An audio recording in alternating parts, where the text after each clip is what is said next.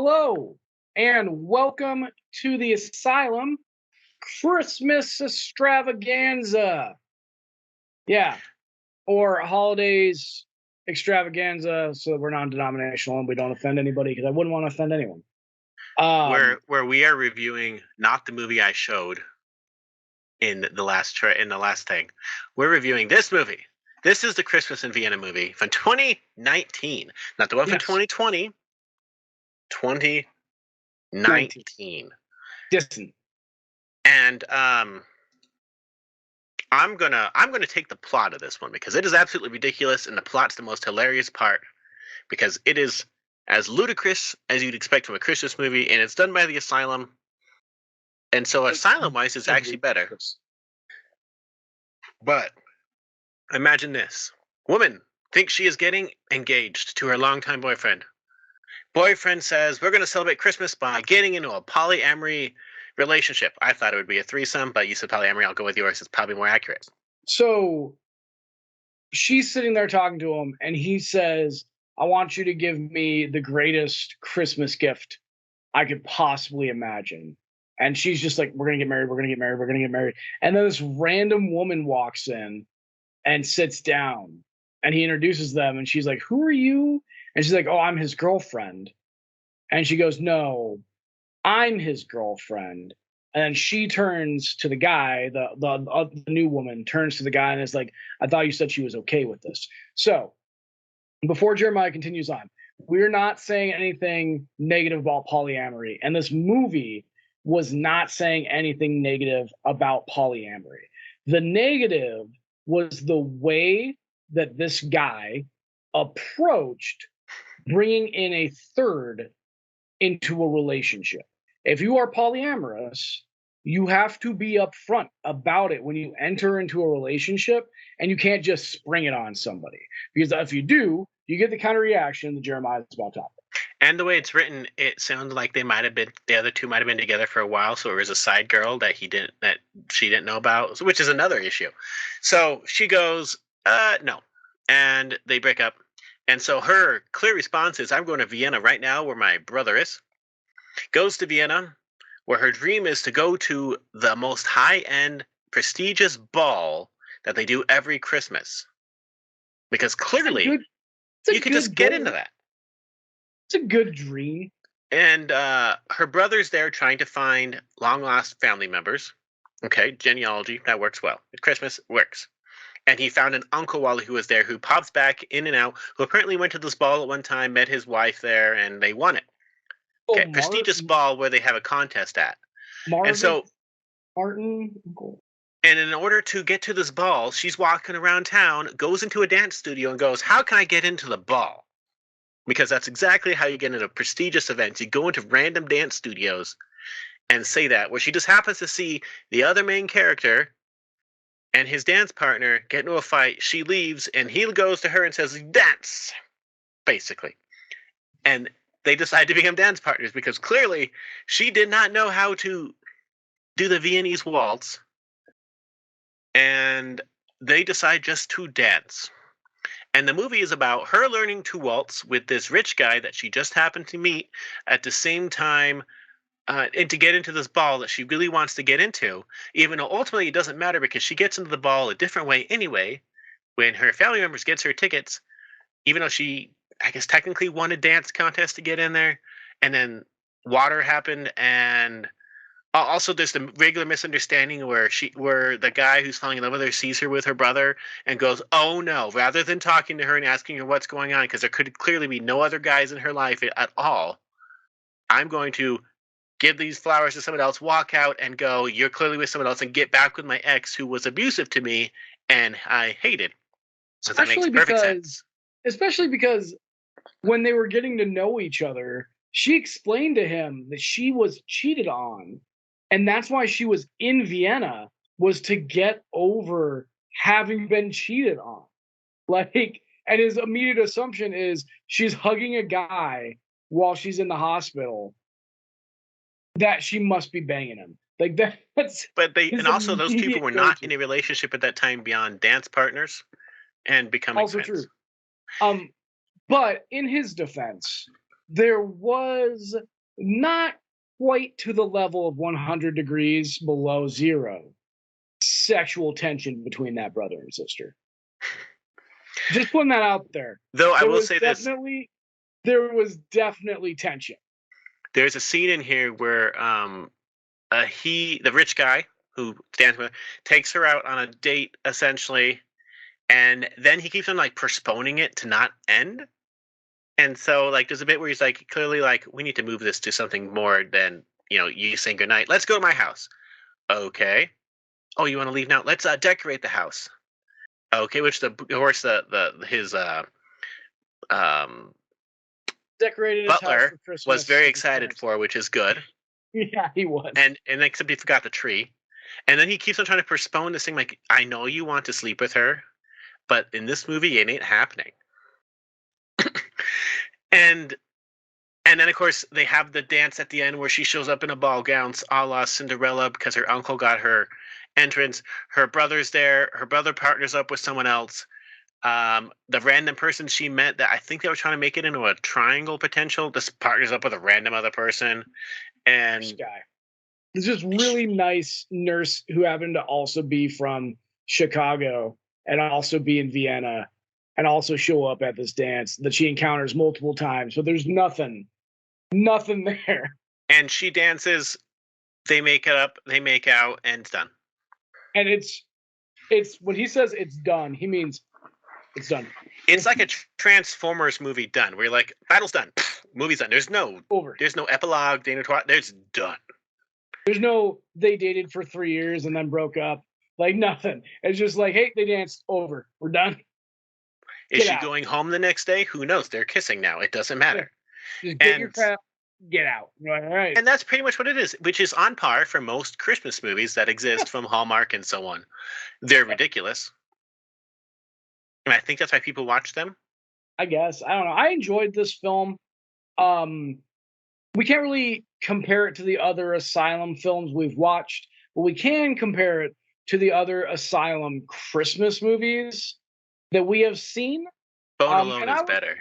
I would put, yeah, this was definitely far and away better than Snow Globe Christmas, but Bone Alone and Santa Claus were definitely more enjoyable to me than this movie was. But I will say I think the fact that I like Donald Faison helped me a lot more with I mean, Snow Globe Christmas. I like Donald Faison too, but he was really the only. And I knew most of the cast, like the three main cast members, I knew, which helps. But Yeah, I guess that's only saying so much. But I will say this director, though, his name is Nick Lyon. He's done a lot. I mean, a lot of Asylum stuff, which we've seen some of, but not all of. So one of his first movies he did was not Asylum, it was Species: The Awakening, like Species 4 or 3. After they changed the main characters, but he did work on Zombie Apocalypse, which we liked. That's like he worked on Bermuda Tentacles, which classic. we also liked. Enjoyed. They fired so many bullets. Apparently he did Hercules Reborn, which we have not seen yet. He worked on Z Nation, which, being that Z Nation is way better reviewed, it got 5 seasons, so that's clearly saying it is better than most of this. So did Hercules Legendary Journeys, though. He worked on well, yeah, but that helped because of Xena. Operation Dunkirk, which we haven't seen yet. Some movie called Rent an Elf. D-Day, Battle of Omaha Beach, which is an Asylum movie. I've just won The Rebels of PT 2118, which is a World War II movie, not some Star Wars ripoff. He did Titanic 666, which you saw. Yep. And he did the Christmas movie last year, which we have not seen yet because we can't find it. I'll Be Home for Christmas. So I'm excited to see if we do manage to track it down. So he does work consistently. This movie is very cheap, but I think because it's a Christmas movie, it can be. I recognize not a single actor in this movie. Though my sister told me that the main girl's been in plenty of movies. I just don't know her. But apparently I should know her because she's the main female character in CSI. But I have to remind people, I don't watch CSI. I watched Law and Order. Dun dun. CSI is a bit too gooey for me. Too Um, goofy. but like when one of the like one of the first episodes I remember watching involved like the first scene was like an eyeball hanging and a bird picking it up and like flying away with this eyeball. Like it's gooey. That's the only way to describe it. Gooey. Um, Gooey. All right. but I don't really know anyone in this one. But I will say this: as far as the way it's written and as far as the way it goes, it's pretty um on par. It's written by the people who wrote Transmorphers, three different Transmorphers movies. The Blood Lake Lamprey movie thing. It's also written by Sam Jackson, but not the Sam Jackson you wish would write this movie. Who you'd be like, wow, he kept his language down. But the other guy who wrote this movie pretty much only writes Christmas movies. Oh, So they brought in like a Christmas movie expert. Um, the weird thing is there's not really any like trivia posted on this one for IMDb. It is filmed in Austria, though honestly there's no way I could actually know that. It's very limited in where it shows, and like if this is the really most prestigious ball, there would be royalty there. there's that, and there's the fact that there's like a few lines that are delivered in German, but then everybody, and I mean everybody, speaks English. Oh, Yeah. and clearly the dance instructor has his lines overdubbed Yeah. because every time he talks it's a floaty voice of, it's an overdub, which is fine if you need to understand him, which you for him you kind of did. Even though I do find it funny when they did the break a leg line and he's like, "Oh, break a leg, okay," and then water gets chucked to sabotage her and she trips and almost breaks her leg. I was waiting for I someone to go like Puss in Boots style. Oh, I did message you that you never say good luck on opening night. yes, he did. It's bad luck to say good luck on opening night. So apparently, the main character in this one, Christian Oliver, he worked on Indiana Jones and the Dial of Destiny. What did he do? Was he in it? Don't know. Apparently, he was on the crew, and he also worked on Ready or Not. Okay, Fear or not, it's good. I'm just curious what he did on that movie, but he was not a star in that movie. But there's a lot of people in Indiana Jones, so I That is assume there's true. just a lot of people there. He could But be random background character number 5. but as far as this movie goes, there's only really like five people that matter. The main character, Amy, Lucas, the rich dude she finds in Europe. Definitely not a trope at all that they find some. I'm surprised they didn't say he was a billionaire. He implied that he was rich, though. And he does Like, have a mansion, but like billionaire person you find in like random business trip, it's just a trope. Her brother Daniel, well, her brother did say, maybe you'll meet a prince or something, and she was like, "Ha ha," when he was trying to talk her into coming to Vienna. I did love his reaction. But he's like, "Yeah, you should just come to Vienna. I'll help you get over it." Blah blah blah. And she's just like, "You know what? You're right. I should come to Vienna." And there's like a pause, and he's just like, "Wait, that worked? I did not think that was going to work." I really appreciated that line personally. well, and then there's the uncle, played by Edmund Yeager, but Uncle Marcus is all they ever call Marcus. him. Marcus. I was trying to remember his name. I thought it was Martin for some And reason. then the American is named Hal, and then I think Dominic is the dance guy. Think so, yeah. That sounds right. Um, and there's other people there. Like at the end, as I said, everyone quite literally just pairs up randomly. Everybody pairs up with somebody. Her brother meets some girl. The random American that she kept encountering was like, "Oh, hey, meet this random chick I just picked up. Isn't she hot?" And you're like, "Yes." And then obviously she gets back together with Lucas, and Lucas's girlfriend, ex-girlfriend, just goes off to cry in a corner somewhere. Because he's like, you need to find someone who actually wants to win. I don't care. And it's honestly that combined Christmas tropes and dance movie tropes. Because if you've seen like Dance with Me in any like competitive dance movie, there's always like the old partner who they try to get back with together near the end to try to win, and then they break up, and it just happens. And this movie's immensely tropey, but it also it embraced the tropes at least. They had accepted that it was being tropey. Though there's not that many pictures for this movie, so I'm just going to share what they have. Okay. Let's see what we got. So we got this one, which is Yes. when they're decorating Christmas in his Yeah. house. Yep. There's the cover, which is probably why it might be got confusing. Best Christmas ball ever, which that is not what she wears. Her dress is brown. Her dress is actually way nicer. Like, why would they change it? Like, that is tacky looking. Yeah, that's super tacky. Ah. That's the actual dress right there. Yeah, there we go. And so I wonder if they changed the name to Best Christmas Ball Ever somewhere. Maybe that's why we were having trouble finding it when I was trying to find it. And that's the only other picture they have. Yeah, the cover multiple times. So this is really your only still from the movie, and that kind of tells you everything you need to see, honestly. I saw it free on YouTube. Me too. So that says a lot. If you like Hallmark Christmas movies, this is pretty part and parcel. I wouldn't say it's terrible. I wouldn't say it's great. So you should check it out if that's your thing.